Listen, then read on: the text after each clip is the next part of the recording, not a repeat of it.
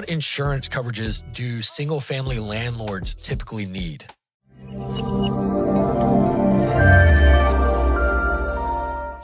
Now, I'm going to stay away from the details here because you need to talk to an insurance agent, and it depends on how you have your property structured. Is it in your personal name? Is it in an LLC? There's a lot of different variables here. But at the least, you want to have a landlord policy, which covers structure, loss of rent, liability. It's not a standard homeowner policy.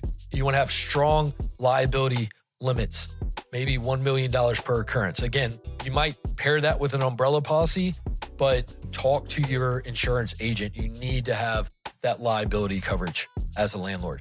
You want to also require tenant insurance. Now, this is often personal property insurance, such as renter's policy, but it's also a liability insurance. Sometimes those are bundled. Most of the time, those are the same policy. You just have the renter's insurance with the tenant liability included. It might be up to $100,000 or something like that, but you want to be sure that you not only just have renter's insurance required as a part of your lease, but you also have the tenant liability insurance. Some other things about insurance. When you use vendors, you want to be additional insured on your vendor's liability policy.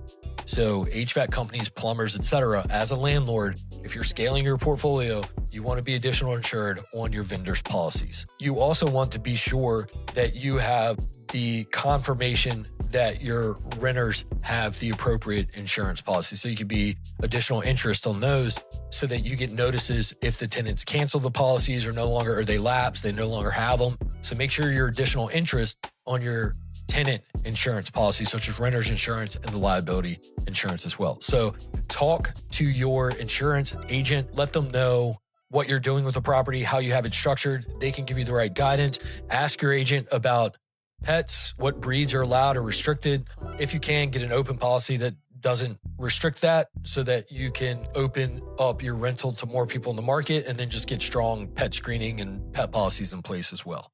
So talk to your agent, see what they would recommend based on your asset type, the size of your asset, the cost of your asset, age of your asset, and then the structure, the ownership structure as well. But definitely liability, definitely tenant renter's insurance, tenant liability insurance as well.